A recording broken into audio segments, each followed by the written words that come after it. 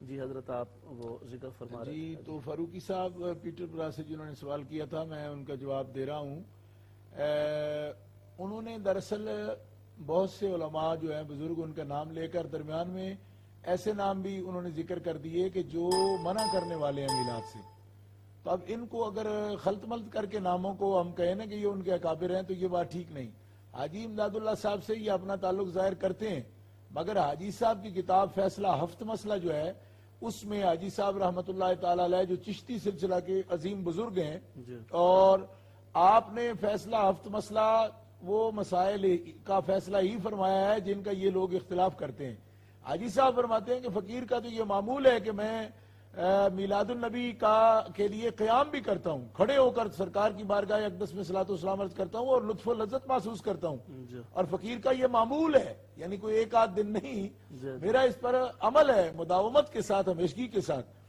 تو حاجی صاحب رحمۃ اللہ علیہ کے فیصلے انہوں نے تسلیم کرنے سے انکار کر دیا، اور یہ بڑی دلخراش داستان ہے کہ رشید احمد گنگوئی جو کہ دیوبند کے بہت بڑے بزرگ سمجھے جاتے ہیں، قطب الاقطاب ان کو وہ یہ کہتے ہیں، انہوں نے فتاوی رشیدیہ میں یہاں تک شدت اور غلظہ اور غلو کیا ہے کہ فتاوی رشیدیہ میں ان سے سوال کیا گیا کہ کیا میلاد النبی کی محفل اگر بروایات صحیحہ بیان کی جائے جس میں کوئی مفاسد نہ ہو تو وہ بھی جائز ہے؟ یعنی کہ بعض لوگ تو یہ اعتراض کرتے ہیں کہ میلاد شریف میں چونکہ ایسی بدعات ہوتی ہیں یا غیر صحیح روایات بیان کی جاتی ہیں اس لیے ہم کہتے ہیں کہ منع ہے. سوال ان کے پاس فتاوی رشیدیہ میں یہ کیا گیا کہ بروایات صحیحہ احادیث مبارکہ کی روشنی میں اگر میلاد شریف منعقد کی جائے اور اس میں احادیث صحیحہ بیان کی جائے تو کیا میلاد جائز ہے؟ اس کا جواب وہ یہ دیتے ہیں کہ اگرچہ بروایات صحیحہ ہی میلاد منعقد کی جائے جائز نہیں ہے. محفل میلاد بروایات صحیحہ منعقد کی جائے پھر بھی جائز نہیں ہے. جبکہ اسی فتاوی رشیدیہ میں انہوں نے غلو کی انتہا کر دی کہ نبی کریم علیہ الصلوۃ والسلام کا میلاد مبارک منعقد کرنا اور محفل میلاد منعقد کرنا اور خوشی کا اظہار کرنا یہ تو اسی طرح ہے جیسے ہندو جنم کنہیا کا دن مناتے ہیں. تو میں پوچھنا چاہتا ہوں کہ ان کو اگر اکابر سمجھا جائے تو انہوں نے تو واقعی روکا ہے. اور اس میں دیکھیں کہ اشرف علی تھانوی جو ہیں ان کا یہ کردار موجود ہے کہ کانپور کے اندر جس وقت اشرف علی تھانوی امام تھے تو میلاد منعقد کرتے رہے، میلاد میں حاضر ہوتے رہے، لیکن کچھ عرصہ کے بعد جب کچھ لوگوں کو اپنا ہم نوا بنا لیا تو پھر اس کے بعد میلاد شریف کے بدعت ہونے کا فتویٰ جاری کر دیا. اور لوگ سوال کرتے تھے کہ آپ پہلے کانپور میں ہی میلاد میں شامل ہوتے رہے. کہا اس وقت ہمارے پاس قوت نہیں تھی بات کرنے کی، اب قوت حاصل ہو گئی ہے تو میں بیان کر سکتا ہوں. مولوی عاشق الہی بلند شہری تک نے لکھا ہے اس بات کو. تو گرامی قدر ناظرین، میں آپ سے یہ عرض کرنا چاہتا ہوں کہ یہ لوگوں کا غلو ہے اور احداث فی الدین ہے. دین کے اندر خام خواہ کیا ایک غلو کر کے اور اپنی من مانی رائے کو ٹھونس کر ان لوگوں نے اللہ کے ایک حلال کیے ہوئے کام کو، جائز کام کو یہ حرام بھی قرار دیتے ہیں. اور پھر اندازہ کریں کہ غلو کی انتہا ہے کہ جنم کنہیا کے دن سے یہ تشبیہ دیتے ہیں کہ جیسے ہندو مناتے ہیں اس کا، اس طرح یہ لوگ جو ہیں میلاد شریف کا محفل منعقد کرتے ہیں. حالانکہ دیکھو میلاد، ہمارے ایک اور دوست نے جو سوال کیا تھا اس کے اندر انہوں نے یہ کہا کہ یہ جواب دیتے ہوئے یہ کہہ دیتے ہیں کہ حضور نے تو روزہ رکھا. بھائی روزے کا مسئلہ نہیں کہ کس طریقے سے منایا جائے، سوال یہاں یہ ہے کہ جب آپ فرماتے ہیں یوم ولدت فیہ، حضرت یہ اہم سوال ہے کہ یوم میلاد کے حوالے سے میں یہ روزہ رکھتا ہوں. روزے رکھنے کو آپ چھوٹا سمجھ رہے ہیں؟ یوم میلاد کا نام لے کر جب آپ اس کو منعقد کرتے ہیں، اس کے لیے شکر کا اہتمام کرتے ہیں، تو اس کا مطلب یہ ہے کہ یوم میلاد کی اہمیت اپنی جگہ پر ہے، چاہے روزہ رکھ کے کی جائے، چاہے صدقہ کر کے کی جائے، چاہے کسی مجلس دینی کی صورت میں کی جائے، محفل دینی کی صورت میں کی جائے. اس کو یہ سمجھنا کہ یہ تو دلیل کوئی نہیں بن سکتی. کیوں نہیں بن سکتی؟ یہ دلیل قطعی ہے، یہ ایک نص ہے حدیث پاک کی اس مسئلے کے اوپر کہ یوم ولدت، یوم میلاد کہنا، یوم میلاد کو فیل کرنا، محسوس کرنا. پھر دیکھو قرآن مقدس میں اللہ کے نبیوں نے فرمایا، حضرت عیسیٰ علیہ السلام، حضرت یحییٰ علیہ السلام، والسلام علیہ یوم ولدت وسلام علیہ یوم ولد. یوم میلاد کے حوالے سے ہم پر سلام ہو، تو وہ نبیوں کے تو اپنی زبان سے علیہ السلام کی زبان سے سلام ہو رہا ہے نا.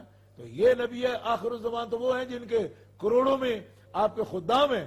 تو آپ کو اپنی زبان سے اپنے پر سلام کہنے کی ضرورت نہیں ہے. خادم ہی اس دن اتنا سلام کہہ دیتے ہیں کروڑوں کے حساب سے کہ یہ وہ اہتمام نہ کریں کہ میں خود اپنے پر سلام بھیج رہا ہوں, تو پھر بھی آپ پر صلاۃ و سلام پیش کیا جاتا ہے. تو یوم میلاد سے اتنا بدکنے کا کیا مطلب ہے؟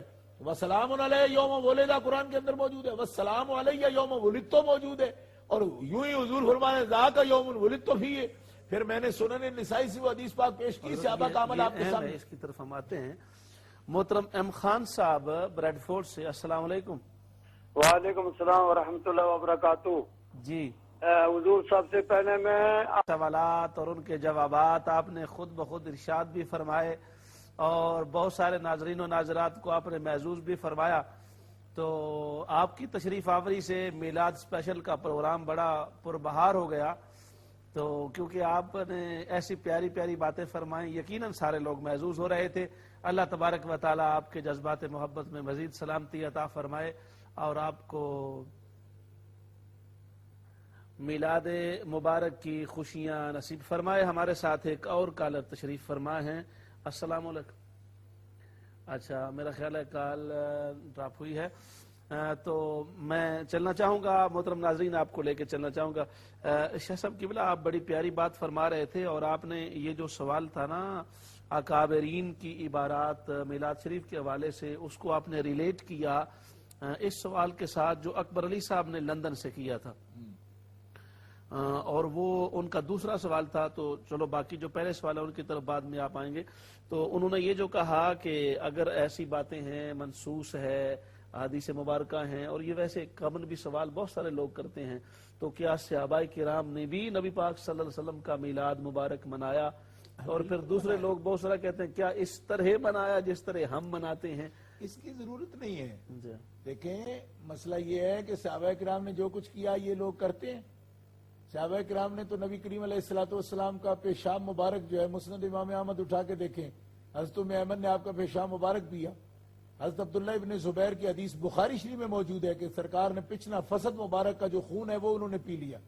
صحابہ کرام تو حضور کے بالوں کو زمین پہ گرنے نہیں دیتے تھے, تھوک مبارک کو زمین پر نہیں گرنے دیتے تھے. یہ جتنے محبت کی علامات ہیں, کیا یہ کام کرنے کو تیار ہے؟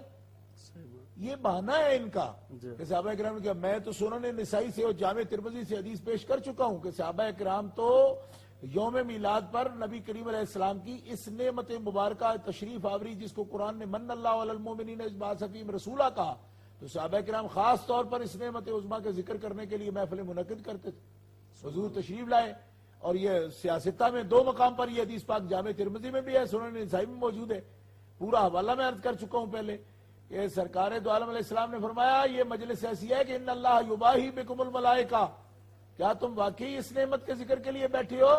میرے پاس تو جبریل آئے ہیں, اور وہ کہتے ہیں کہ اللہ تبارک و تعالی جل شانہ ملائکہ کی مجلس میں فخر کرتا ہے اس مجلس پر جو کہ نبی پاک علیہ الصلوۃ والسلام کی تشریف آوری کے ذکر کے لیے منعقد کی ہے صحابہ کرام نے. تو یہ اصل موجود ہے کہ صحابہ کرام رضوان اللہ تعالی علیہ مجمعین ایسا کرتے تھے. صحابہ نے جو آداب کیے ہیں نبی پاک علیہ الصلوۃ والسلام کے, آج ان میں سے کوئی اس کو اختیار کرنے کو تیار ہے؟ لیکن یہ بہانہ ہے صحابہ کرام نے کہ بھائی جب ہم مناتے ہیں, اس کی ضرورت نہیں ہے. دیکھیں, مسئلہ یہ ہے کہ صحابہ کرام نے جو کچھ کیا یہ لوگ کرتے ہیں. صحابہ کرام نے تو نبی کریم علیہ الصلوۃ والسلام کا پیشاب مبارک جو ہے مسند امام احمد اٹھا کے دیکھیں, حضرت ام ایمن نے آپ کا پیشاب مبارک پیا. حضرت عبداللہ ابن زبیر کی حدیث بخاری شریف میں موجود ہے کہ سرکار نے پچھنا فسد مبارک کا جو خون ہے وہ انہوں نے پی لیا. صحابہ کرام تو حضور کے بالوں کو زمین پہ گرنے نہیں دیتے تھے, تھوک مبارک کو زمین پر نہیں گرنے دیتے تھے. یہ جتنے محبت کی علامات ہیں, کیا یہ کام کرنے کو تیار ہے؟ یہ بہانہ ہے ان کا کہ صحابہ کرام نے کیا. میں تو سنن نسائی سے اور جامع ترمذی سے حدیث پیش کر چکا ہوں کہ صحابہ کرام تو یوم میلاد پر نبی کریم علیہ السلام کی اس نعمت مبارکہ تشریف آوری جس کو قرآن نے من اللہ علی المؤمنین اذ بعث فیہم رسولا کہا, تو صحابہ کرام خاص طور پر اس نعمت عظمیٰ کے ذکر کرنے کے لیے محفل منعقد کرتے تھے. حضور تشریف لائے, اور یہ سیاستہ میں 2 مقام پر یہ حدیث پاک جامع ترمذی میں بھی ہے, سنن نسائی میں موجود ہے.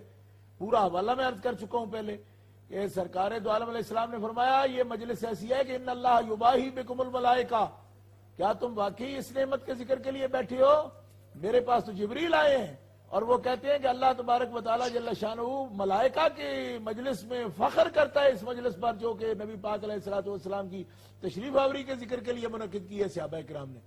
تو یہ اصل موجود ہے کہ صحابہ کرام رضوان اللہ تعالیٰ علیہ مجمعین ایسا کرتے تھے. صحابہ نے جو آداب کیے ہیں نبی پاک علیہ الصلوۃ والسلام کے، آج ان میں سے کوئی اس کو اختیار کرنے کو تیار ہے؟